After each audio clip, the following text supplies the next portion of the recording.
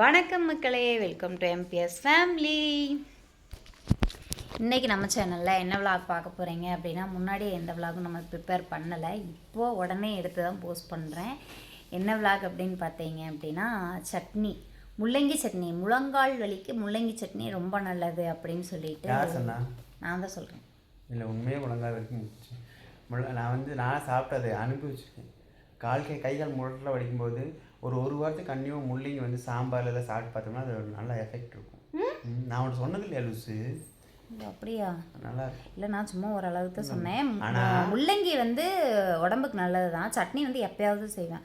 முன்னாடி எப்பவுமே செய்வேன். கொஞ்சம் புளிப்பு அதிகமாக போட்டு நம்ம இதுக்கு போயிட்டு இருந்தோம்ல, அங்கே ஷிஃப்ட்டுக்கு போகையில் மேக்ஸிமம் செஞ்சுருவேன். ஏன் அப்படின்னா சட்னி நம்மளுக்கு நல்லா உரப்பாக உணர்த்தியாக இருந்தால் அது என்ன காய் என்னென்னலாம் பார்க்குறதுல சாப்பிட்ருவோம். மேபி இந்த சட்னி இப்போ அதிகமாக செய்கிறது ஏன் அப்படின்னு பார்த்தீங்கன்னா, பாப்பா முள்ளங்கி கேரட்டு இந்த மாதிரி எல்லாம் ஒதுக்கி வைப்பாங்க இல்லைங்களா. அந்த ஒதுக்காமல் இது கம்பல்சரி காலையில் சாப்பாடோட பசஞ்சு ஊட்டி விட்டோன்னா ஏதோ சட்னி அம்மா அரைச்சிருக்கா அப்படின்னு சொல்லி சாப்பிட்ருவாங்க.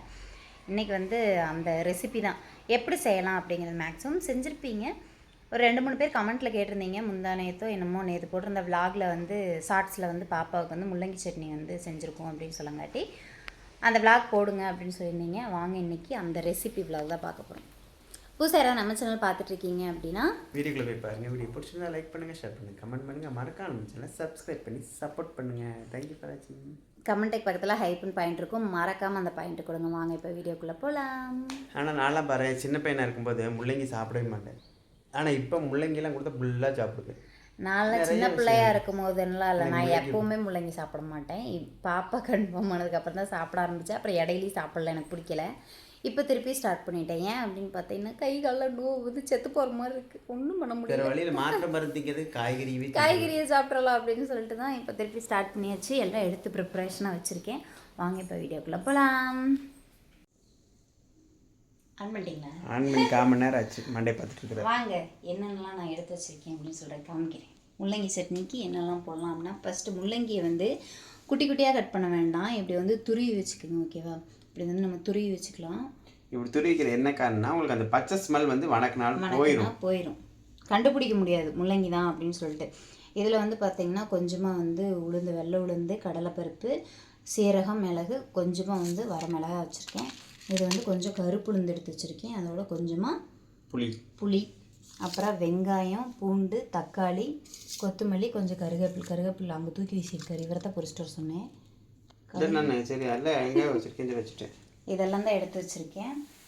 இது பார்த்தீங்க அப்படின்னா, முள்ளங்கியே சாப்பிடாதவங்க இருப்பாங்க இல்லையா, அவங்களுக்கு கொடுத்து ட்ரை பண்ணி பாருங்கள். கண்டிப்பாக அவங்களால அந்த சட்னியே கண்டுபிடிக்க முடியாது. ஏன்னா ஸ்மெல் அடிக்காது நம்மளுக்கு. இப்படி வணக்கிட்டோம்னா வராது. எண்ணெய் ஊற்றிக்கலாம். ஃபஸ்ட்டு சட்டி காயணும், அதுக்கப்புறம் எண்ணெய் ஊற்றணும். என் மண்டகாய் இது. இன்றைக்கி நம்ம வீட்டில் என்ன சாப்பாடு அப்படின்னு பார்த்தீங்கன்னா, தக்காளி சாப்பாடு, அவசர சாப்பாடு. தக்காளி சாப்பாடும் கீரை, செங்கீரை பொரியல். உங்கள் வீட்டில் என்ன சாப்பாடு இன்றைக்கி அப்படிங்கிறத மறக்காம கமெண்ட் பாக்ஸில் கமெண்ட் பண்ணிடுங்க. பிரியாவின் சமையலுக்கு நேற்று நேற்று பூ மார்க்கெட் போயிருந்தோம். பூ மார்க்கெட்டுக்கு போகும்போது எங்களை பார்த்துட்டு ஒரு அண்ணன் நின்று பேசினார், நல்லா இருக்கீங்களா, என்ன குழந்தை பிறந்திருக்குன்னு. அவர் ஒரு விஷயம் சொன்னாருங்க. உங்கள் வீடியோ பார்த்துட்டு தான் என் வீட்டுக்கார மாட்டேன் நான் எப்படி சிக்கனமாக இருக்குன்னு பார்த்து தெரிஞ்சுக்க அப்படின்னு நான் சொன்னேன். அவரு கிட்டத்தட்ட அந்த அண்ணனுக்கு ஒரு 45 வயசுக்கு மேலே தான் இருக்கும் அவருக்கு, இல்லையா? அவர் சொன்னார் அப்படின்னு சொல்லும்போது பரவாயில்ல, நம்மளை பார்த்து அதாவது நிறைய பேர் இது மாதிரி பண்ணிருக்காங்க. திட்டி இருக்கிறவங்க நிறைய பேர், இப்படி கஞ்ச பண்ணி நீ என்ன பண்ண போற, இப்படி இது பண்ணி என்ன பண்ண போற அப்படின்னு திட்டினவங்க நிறைய பேர் இருக்காங்க. அதுலேயும் ஒருத்தவங்க அந்த அண்ணன் பார்த்து அவங்க வீட்டுக்கார மட்டும் சொன்னது எனக்கு ரொம்ப சந்தோஷம். நம்ம கஞ்சமா இருக்கிறவங்க, கஞ்சம் கிடையாது அது பேரு. சரி வாங்க ஒரு நிமிஷம் ரெசிபிக்குள்ளே போய் வணக்கிட்டு பேசுவோம். எண்ணெய் லைட்டாக காஞ்சதுக்கப்புறம் நான் துருவி வச்சிருக்கிற ஒரு பேர் என்ன மறந்துட்டேங்க, வெண்டிக்காய் தான், முள்ளங்கியை நம்ம போட்டு விட்டுருவோம். எப்படி உள்ள கை விட்டு பெற்ற மாட்டீங்களா? இதுக்கெல்லாம் ஒரு தனி திறமை வேணும். இது முள்ளங்கிக்கு மேலே கை வச்சுக்க, சட்டியில் கை வை. பார்த்தீங்களா? பார்த்துக்கங்க, வணக்கிறதுக்கு எந்த கரண்டி யூஸ் பண்ணுறாங்கன்னு பார்த்துக்கோங்க. அப்போ குழம்புக்கு எந்த கரண்டி யூஸ் பண்ணுவாங்கன்னா, அந்த ஓட்டையாக ஜல்ல அந்த கரண்டி குழம்புக்கு யூஸ் பண்ணுவாங்க எங்கள் வீட்டில். இது இப்போ நம்ம உள்ள போட்டு இல்லைங்களா, போட்டு இது ஒரு ப்ரௌன் கலரில் மாறும். அது வரைக்கும் வந்து அது நம்ம காஃபி தூள் போட்டால் மாறிடும்.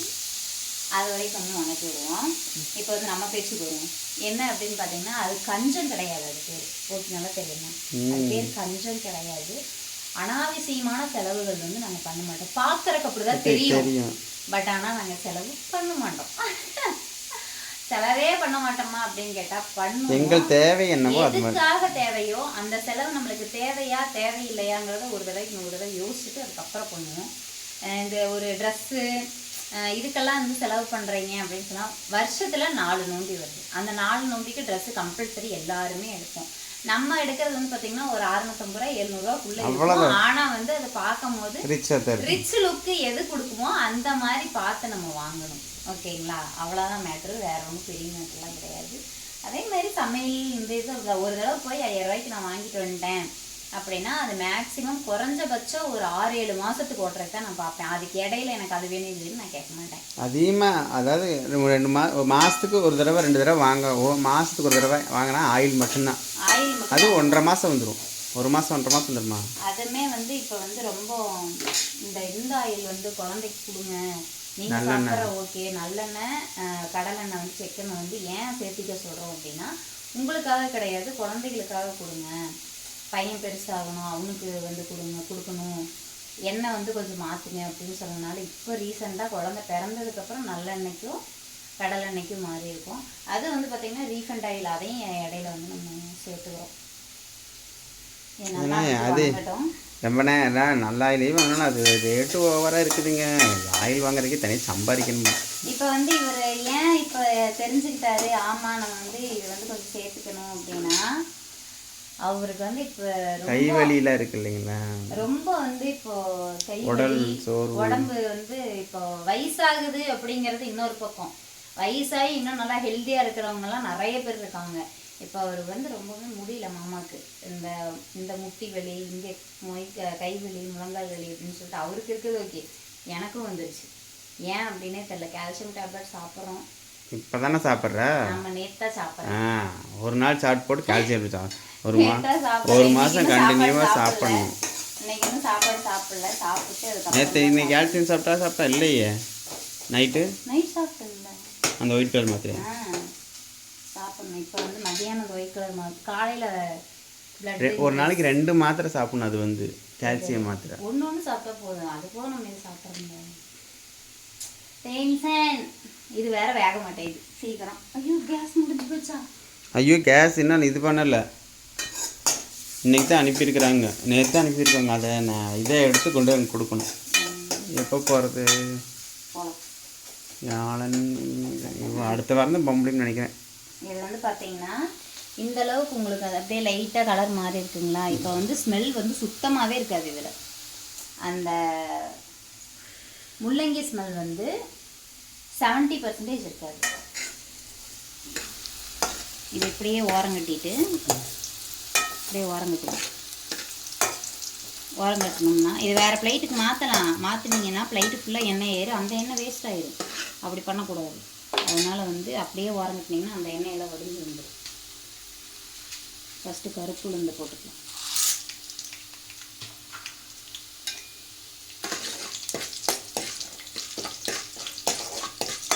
லைட்டாக இது வந்து உங்களுக்கு வணங்குறது வந்து எப்படி கருப்பாக இருக்கிறதுனால எப்படி சிஸ்டர் தெரியும் அப்படின்னு உங்களுக்கு ஒரு கேள்வி வரலாம். இது ஸ்மெல் வரும், நல்ல ஸ்மெல்லாக வரும். கருப்பு உளுந்து வந்து வணக்கையில் நல்ல ஸ்மெல்லாக வரும். கருப்பு உளுந்து கஞ்சியும் கருப்பு உளுந்து தோசை ரெசிபியும் 2டையும் கேட்டிருக்கீங்க. நான் 2மே இன்னும் போடலை. கண்டிப்பாக நான் போடுறேன். நைட்டு வந்து ஊற வைக்கிறதுக்கு மறந்துடுறேன். அதனால தான் வந்து பார்த்தீங்கன்னா நெக்ஸ்ட் வீடியோ கண்டிப்பாக நான் ஸ்மெல் நல்லா இருக்கு, எடுத்து லாக்கும் சாப்பிடலாம்னு தோணும். நீங்கள் வறுத்து சாப்பிடலாம்ல? சாப்பிடலாம். சுட்டு வச்சுருவோம், கைக்கு விட்டுறாதீங்க. அப்புறம் நம்ம இந்த எடுத்து வச்சுருக்கோம் இல்லைங்களா, உளுந்து கடலைப்பருப்பு இதெல்லாம் வந்து கொஞ்சம் போட்டுக்கலாம்.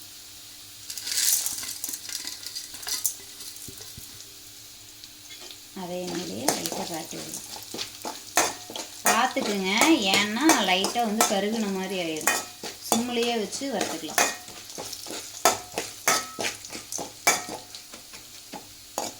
பெரிய ப்ராசஸ் எல்லாம் இல்லை, சின்ன ப்ராசஸ் தான். நீங்கள் எப்பவுமே வந்து நம்ம அரைக்கிற சட்னி மாதிரியே தான்.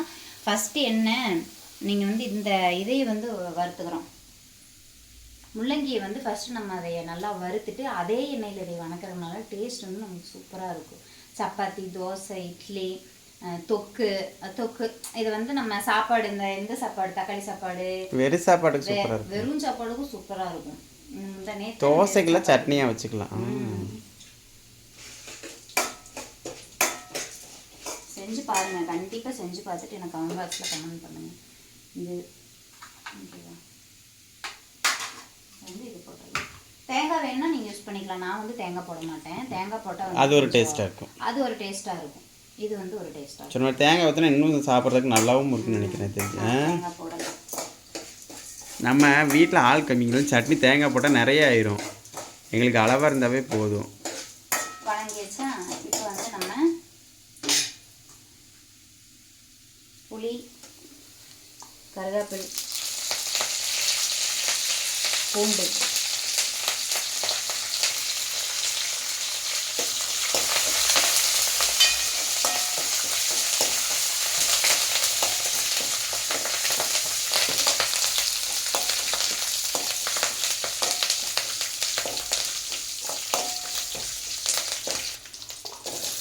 கொஞ்சம் வெங்காயத்தை போட்டுக்கலாம்.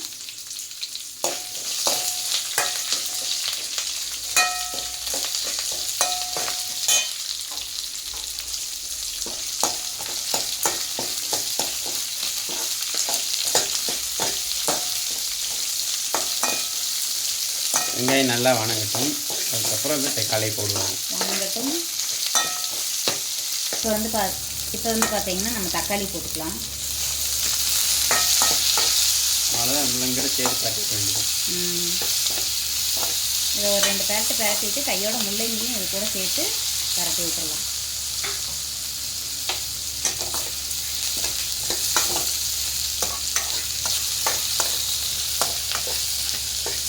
உப்பு போடணும். நல்லா பரட்டிட்டு உப்பு போட்டுக்கலாம்.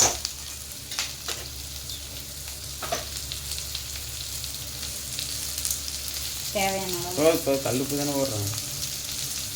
சூடு பாருங்க.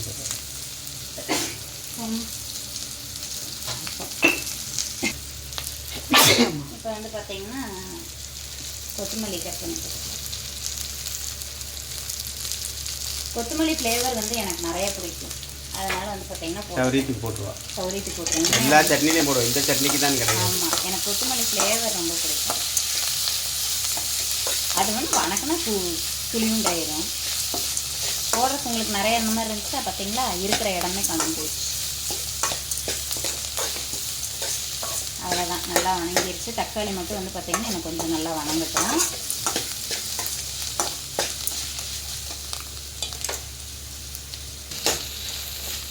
நல்லா வணங்கிடுச்சு. இந்தளவுக்கு வணங்கினா போதும். நம்ம இப்போ ஆஃப் பண்ணிவிட்டு இதை வந்து நல்லா வந்து நம்ம ஆற வச்சிடலாம். ஆறட்டும். ஆறி முடித்ததுக்கப்புறம் நம்ம நல்லா வந்து அரைச்சிக்கலாம். ஒரு 5 நிமிஷம் கழிச்சு. இப்போ வந்து பார்த்திங்கன்னா நம்ம ஃபுல்லாகவே ஆறிடுச்சு. லைட்டாக தண்ணி ஊற்றிருக்கேன். லைட்டாக ஊற்றிருக்கேன். இங்கே கம்மிங்க, லைட்டாகவே ஊற்றிருக்கேன். இது வந்து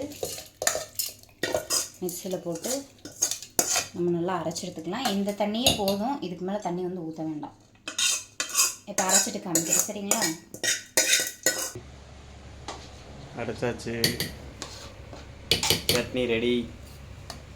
சட்னி வந்து பார்த்திங்கன்னா உங்களுக்கு இது எப்படி இருக்கும், புளி சட்னி, நம்ம இந்த வெங்காய சட்னி, நடக்கலப்பருப்பு சட்னி இந்த மாதிரி தான் இருக்கும்.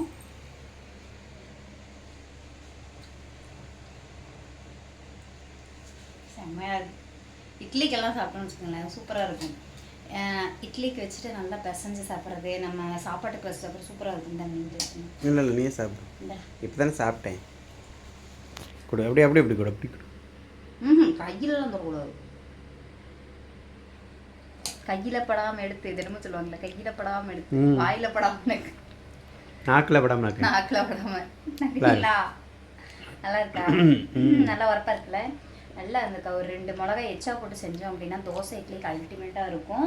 இது வந்து முள்ளங்கி சட்னி தான் அப்படின்னு சொல்லி கண்டே பிடிக்க முடியாது. கொஞ்சம் கூட ஸ்மெல் இருக்காது. ஏன் அப்படின்னா பாப்பா சாப்பிட்றா இல்லைங்களா, பாப்பா சாப்பிட்றா இல்லைங்களா. ஏன் இதில் வந்து முள்ளங்கி ஃப்ளேவர் வந்து கம்மியாயிரும் அப்படின்னா நம்ம போடுற இன்க்ரீடியன்ஸ் வந்து பார்த்திங்கன்னா அந்த மாதிரி இந்த கருப்பு உளுந்து அப்புறம் உளுந்து கடலைப்பருப்பு இதெல்லாம் போடையில கடலை சட்னி அந்த டேஸ்ட் தான் வருமோ ஒழிஞ்சு இதில் நம்ம போட்டிருக்கோம் அப்படின்னு வந்து தெரியாது.